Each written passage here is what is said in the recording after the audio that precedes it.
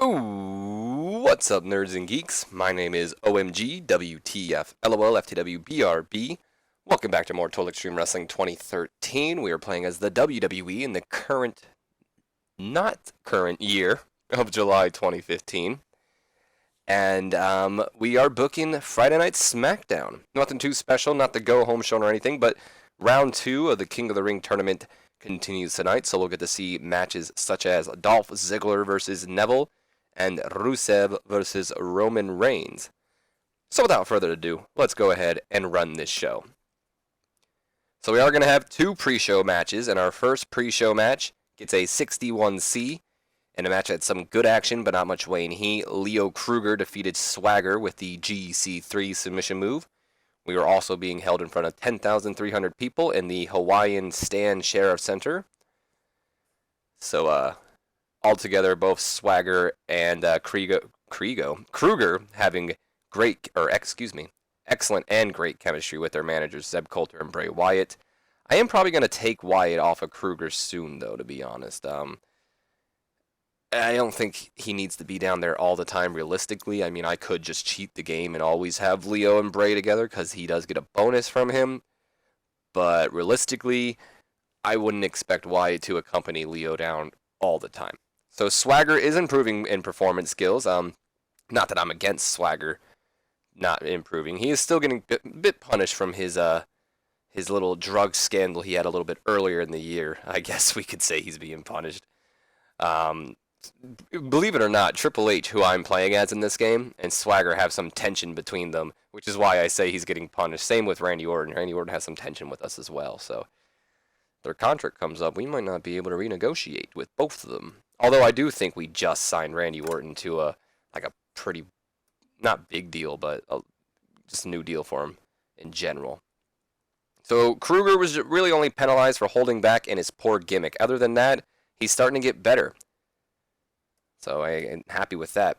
Moving on from this pre-show match, we end the pre-show with a 76B- and a match with some good action.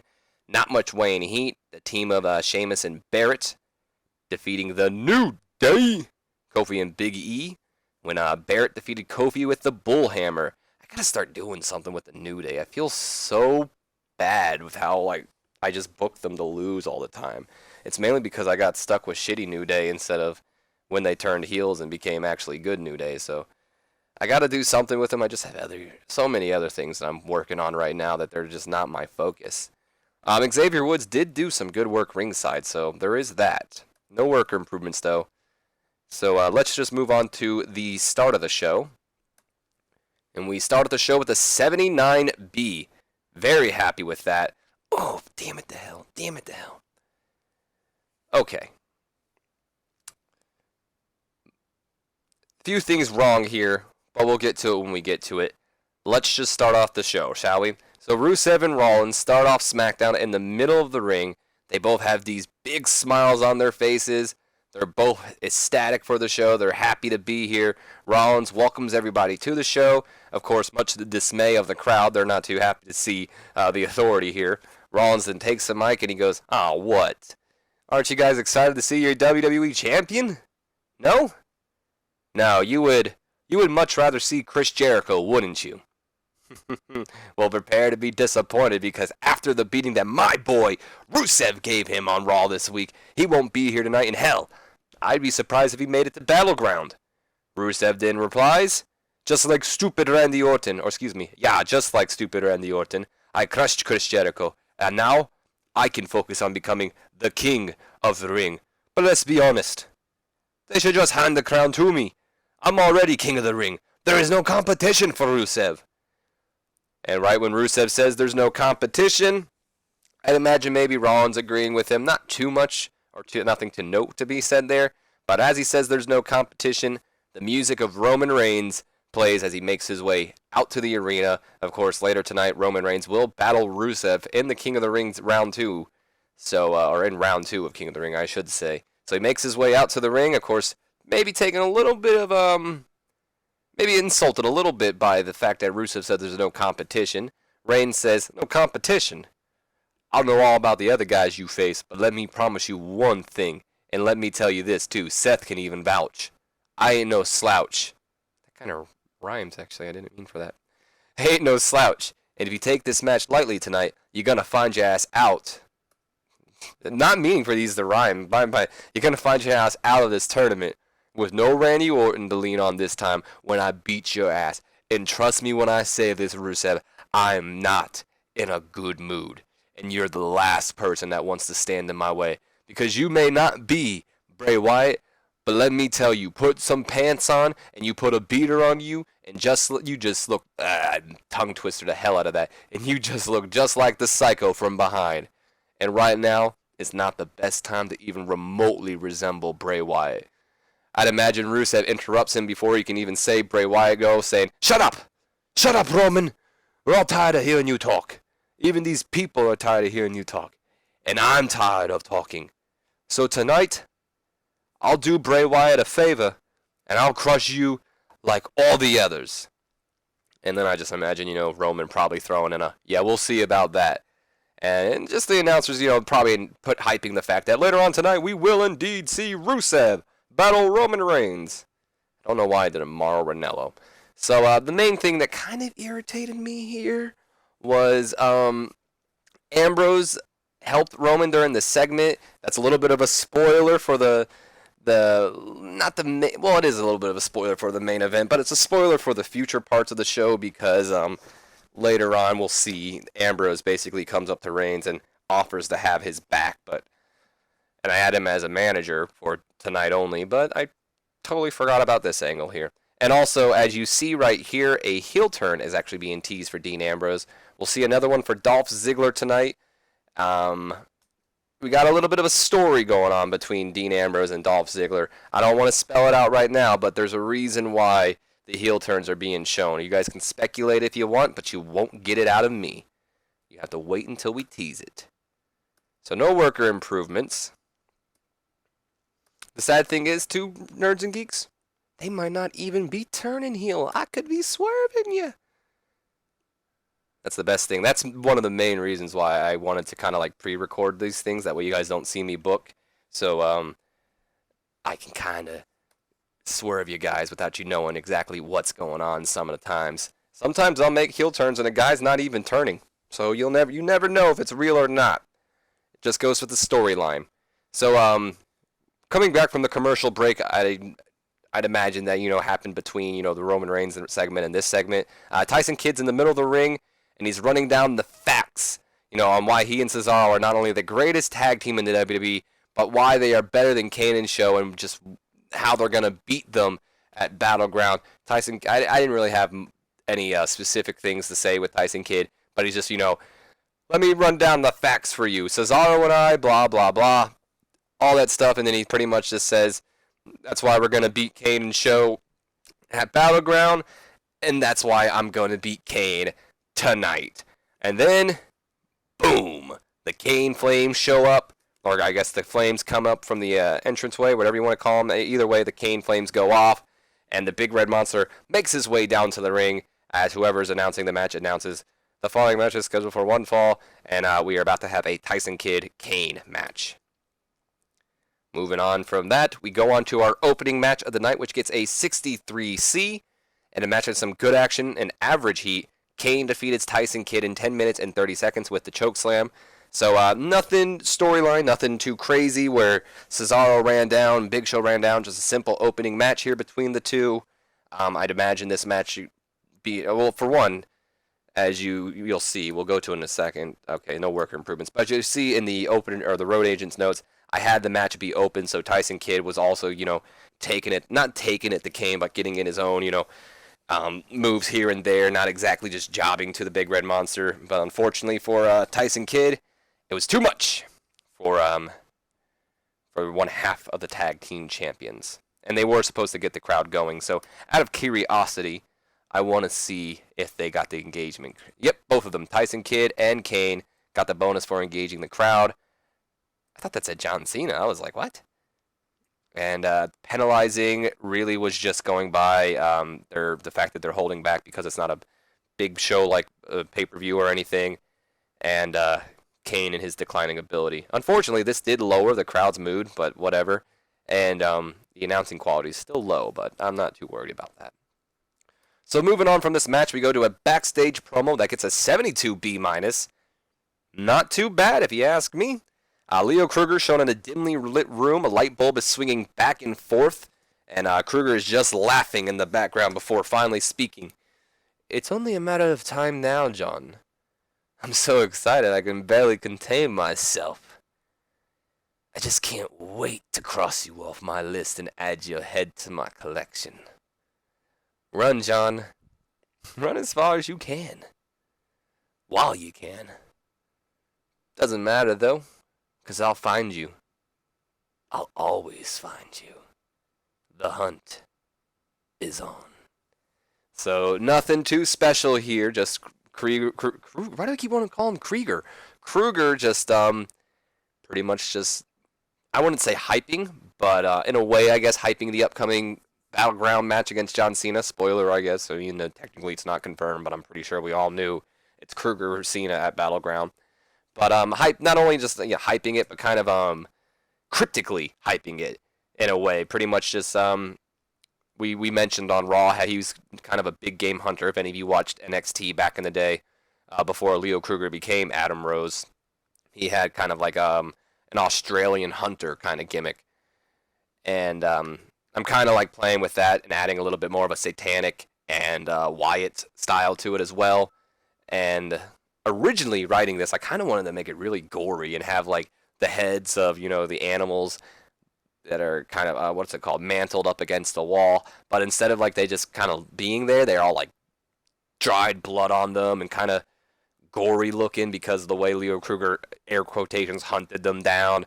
But when I thought about it, and I try to make this the save as realistic as I possibly can, just because I want to try, this is my way of showing that this is something WWE probably could have done, and this is how I would have booked WWE at these times. So, but at the same time, you also got to take into account that they're PG, and I can't imagine them allowing us to have like animals that looked brutally hunted down pretty much in the background without PETA or someone getting involved. But anyway, unfortunately, still Leo Kruger's underperforming. I'm only blaming it on the fact that he's talking about Cena because he's kind of working out of his league pretty much. Interesting enough, though, he's only penalized for his gimmick right now, which sucks, but it's better than his Rockstar gimmick that had 0.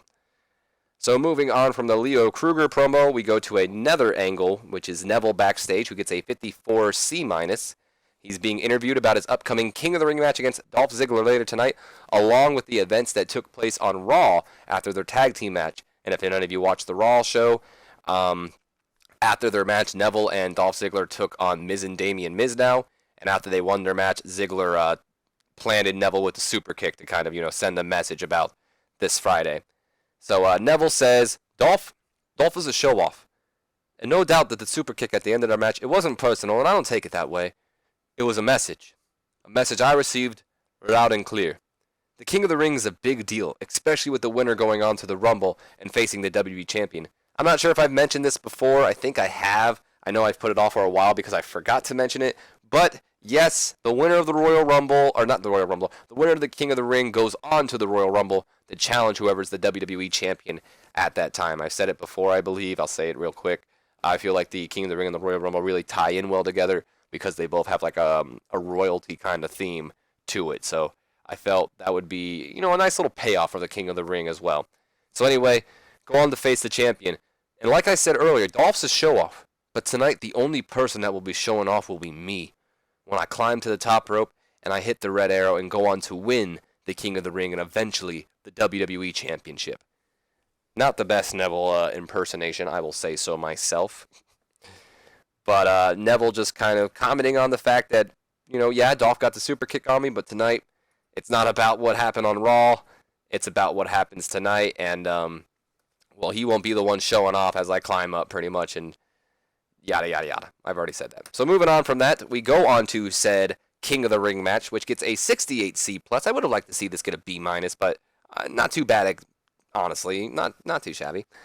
And that's just some good action, not much weighing heat. Ziggler, that's right, Dolph Ziggler does indeed defeat Neville with the zigzag. And I know I mentioned earlier that Ziggler's supposed to be choosing a heel turn like Dean Ambrose is, but I don't see the road agent report noting it. So, why? Either way, he defeated him with the zigzag in 15 minutes and 20 seconds. So we'll add to this that Dolph Ziggler is indeed going on to the finals. Might as well. So we now know at Battleground in the semifinals, it'll be Dolph Ziggler versus Daniel Bryan in our semifinals of the King of the Ring at Battleground, which doesn't start next week. It's on the pay-per-view show. So I'm curious, not necessarily about Dolph Ziggler, more about Neville. So Neville was penalized for his gimmick, inconsistency, and holding back. Inconsistency is what worries me a little most.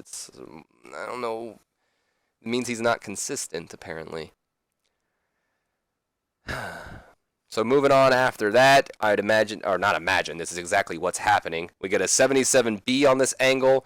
After the match, Ziggler, well, I wouldn't say this is after the match. Maybe this is back from commercial break. They catch Ziggler, or it'll be like during commercial break, and he interviewed him, and they ask him about the match, and he says pretty much, that this is his time, and nothing's going to get in his way. And again, nothing's being teased. You better be getting your heel turn thing teased. Because if I forgot to put that on, it's going to look stupid that Dean Ambrose is and Dolph Ziggler's not. That's the main focal point of the story here. Either way. Ziggler just hyping up the upcoming match against Daniel Bryan at the pay-per-view. Nothing too special here. 77B, though, that is pretty special. And then we go to another interview, which shows Big Show as he's pretty much going off ranting about how much he does not like Cesaro and Tyson Kidd.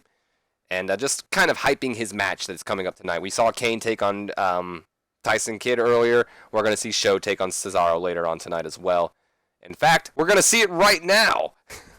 Cesaro versus Big Show gets a 78B. Thank you? I never thought I was going to get a 78B, maybe a B minus, but thank you. That's not too bad. Big Show's been impressive. Maybe not in real life, but in the game, he's pretty damn good. And a bout that featured great action and average heat, Cesaro defeats the Big Show, so kind of a back and forth here. We had I almost said Tyson Kidd. Kane defeated Tyson Kidd earlier, and now we have Cesaro beating Big Show. Now, nothing fishy, fair and square. Cesaro was able to impressively lift up Big Show for the neutralizer, put him down, and get the 1-2-3 to get some momentum for his team. Then we have a 62C here. Roman Reigns is backstage getting ready for his match tonight. Dean Ambrose walks in. He says, "If it isn't the big dog, what's up, man?" "Hey, what's up, man?" And then Ambrose replies, "Not much, just strolling around, causing trouble. Speaking of trouble, can't help but see you've got some trouble yourself." "Nothing I can't handle." "Well, you see, remember how you had my back this Monday? Well, I figured that tonight, I've got yours." And then Roman replies, "You don't got to do that, man. I don't expect you to pay me back for Raw. We're boys." And Ambrose replies, "Right, which is why I've got your back, 'cause we're boys. Besides, I've got my issues with Ruru and his authority anyway. Gotta make sure that it's you and me at Battleground in that semi also. So no matter what you say, I've got your back tonight. No matter if it's authority or Wyatt." So the heel turn is still being teased. Not really making much sense here because Dean's not really saying anything heel. But this is starting to make me worry a little bit more because I'm pretty sure it would show up if Dolph was supposed to do it too. Surprisingly, though, that this only got a 62C. I thought this would have done a little bit better. Ambrose has got a poor gimmick? I had no idea. Huh. I'm going to have to check that out. So moving on to that, we go to a 55C minus, which I'm a little shocked by that. AJ's backstage. She's being interviewed about her opinion on her upcoming challengers for the title at Battleground, and she replies, "At Battleground, I'm facing probably the 3 best women wrestlers in this company besides myself. But personally, I think Paige is obsessed with me. I think Natty thinks just because she's part of the Hart family, that means she should get a title shot whenever she pleases, and if not, she's going to have a little fit about it. And then there's Victoria." Speaking of Victoria, and then Victoria walks up, and she says, "No, go on, what were you going to say?" AJ just throws her kind of like a little bit of a little shady stare there and says, "Trust me, Vicky, I've got no issue speaking my mind freely in front of you. And my opinion on you is that at one time, you were right at the top with Trish Stratus and Lita, but are never quite looked at in the same light as them. So now you're back to try and prey on the fragile Divas division in hopes of a career resurgence." And then Victoria replies, "Not quite exactly, but I appreciate the compliment. As I've said before and many times, I'm back in the WWE to face the new talented crop of women here in the Divas division. And let me say that out of all the women, I wanted to fight you the most. And I know on Sunday that I get my shot at the title and all that, but that's still, I had to share the ring with two other people in Paige and Natty. So I was thinking, this Sunday we're facing, or not this Sunday, next Sunday we face off for the Divas Championship anyway. How about on Raw, you grant a wish of an old lady and give me a title shot?" And it doesn't make much sense, I would assume, to a lot of people here. And this is not Victoria talking, this is me now. It might not make sense to you because a lot of people might be saying, they're already fighting for the title at Battleground. And I'd imagine AJ says this too. We're already fighting, but I've got no problem proving I'm the best. So if you want to fight Victoria, then let's fight. I'll put my title on the line and let's fight each other on Monday Night Raw pretty much. So that confirms a match for Monday Night Raw. We will see the Divas Championship on the line. How many days? 6 days early. That would be correct. 6 days early before the Battleground event, as AJ Lee will defend her Divas Championship against Victoria. And this was just a way to pretty much hype that segment. Vicky's learning to show more charisma, so I'm happy with that. Coming up next, though, we see Seth Rollins making his way down to the ring to do color commentary for our next match. I'd imagine excuse me, I have hiccups all of a sudden. Commercial break probably right here. And then coming back from the commercial break, Bray Wyatt makes his way down to the ring. Maybe even not before the commercial break. Maybe this is when the commercial break happens. Bray Wyatt makes his way down to the ring, sits in his little rocking chair and is pretty much just there to scout Roman. And unfortunately, Roman looks a little distracted, but he's got his boy Dean Ambrose by his side. So let's go on to said main event. That's disappointing. A 70C+. That's a bit disappointing, unfortunately. Either way, though, an bout that featured great action and a good crowd, Rusev defeats Roman Reigns with the super kick after a distraction from Bray Wyatt. I meant to throw Dean Ambrose in here too, but I honestly totally forgot because this match was booked before I planned the whole Dean Ambrose thing tonight. But he was pretty much distracted by Dean Ambrose and Bray Wyatt, I would imagine, with, I should have thrown in a Seth Rollins interference. So ignore this. This is how I would have booked it, even though this is what happened. What I would have done, and what I kind of wish I would have done, is had Dean Ambrose and Bray try to distract Roman, but Ambrose kind of get in there and show I'm here for this reason and starts beating up with Roman. They start duking it out. But this also distracts the referee, which allows Seth Rollins to come in, probably deck Roman with the WWE Championship, and then allows Rusev to get the win. So we now know that the semifinals. We only got 4 minutes, so usually I'd be like, looks like we got to rush. But I have me charger right here, so let us go ahead and plug that in. I was kind of hoping to finish this recording before my computer gave me that warning. Nonetheless, though, what can you do? Except get tangled in your cords. Okay, there we are. Still tangled in my cords, though, but I'll fix that when I stop recording. So we now know that the semifinals of the King of the Ring that will take place at Battleground will be Daniel Bryan versus Dolph Ziggler and Dean Ambrose versus Rusev, with one of these two men going on to face each other in the finals of the King of the Ring. So 70C plus, Ambrose still, heel turn. I really think I'm kind of certain now that I didn't do it for Dolph Ziggler. I'm going to check that before we end it off, but just got the feeling.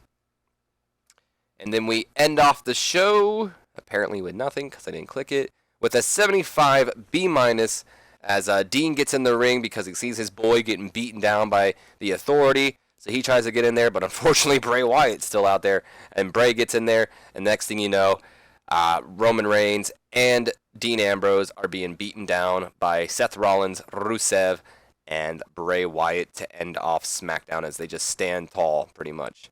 I imagine maybe Bray Wyatt and Seth getting in the face of each other a little too, and fans going, ooh, and then turns into that. Either way, though, increasing our popularity in 18, losing our popularity in 16, a normal Friday night SmackDown, to be fair.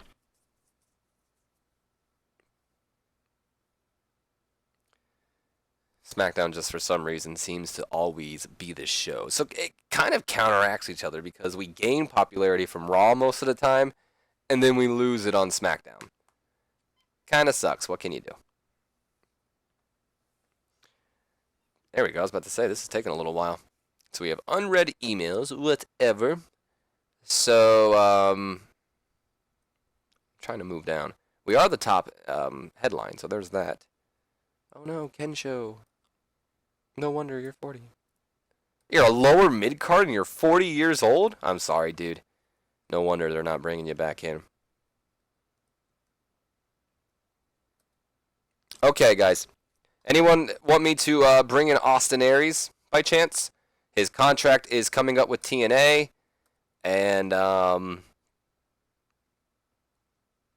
is most likely going to sign him to a written deal. If you guys want me to bring in Austin Aries, let me know, because this is probably the only chance we'll get. I usually like to hold off on signing new talents all the time, just because I already have so many people in my company, and I really wouldn't have any plans for Austin Aries. But at the same time, if you guys want, I'll bring him in. So, fuck are you? Oh, you're must be someone I've shortlisted before. I was like, I don't know who you are. I also don't really care about Melina, to be honest. So, whatever, too. But Victor's contract's expiring, so let's go ahead and renegotiate with Victor. We'll offer you, let's give you 2 years, just because I'm not entirely sure if I want to keep the Ascension around yet. Let's do 2100. Will you take that? All right, well, I don't like that number, so let's just do 2150 then. All right. Freaking phone's going off. Sorry if you heard Hakuna Matata playing in the background. That is my ringtone. Let's check storylines before we end this off. King of the Ring's doing really good. Let's remove Neville. And let's remove Roman Reigns from this storyline. And there's our final four. We have... This is kind of on hold right now anyway, but whatever. Good, good, good. All right, storylines are looking really good, actually. We've got a lot of good storylines going on. Let me do an auto push, and I think I'm going to end this episode off. So once again, Nerds and Geeks, let me know about Austin Aries, just like a fair warning. I mean, I will think of things for him to do, but at the moment, I also, I don't really have any plans for Austin Aries. So I would have to kind of work it in. Again, my phone's going off. I should probably just put that on vibrate so you guys will stop hearing it. Either way, though, Nerds and Geeks, my name's been OMG, WTF, LOL, TWBRB. I hope you guys have enjoyed. If you have, do me a favor. Leave me a comment, like, and subscribe if you have not already. And as always, don't forget to share this video with your friends, Facebook, and Twitter. And I will see you guys next time. So until then, have a wonderful day.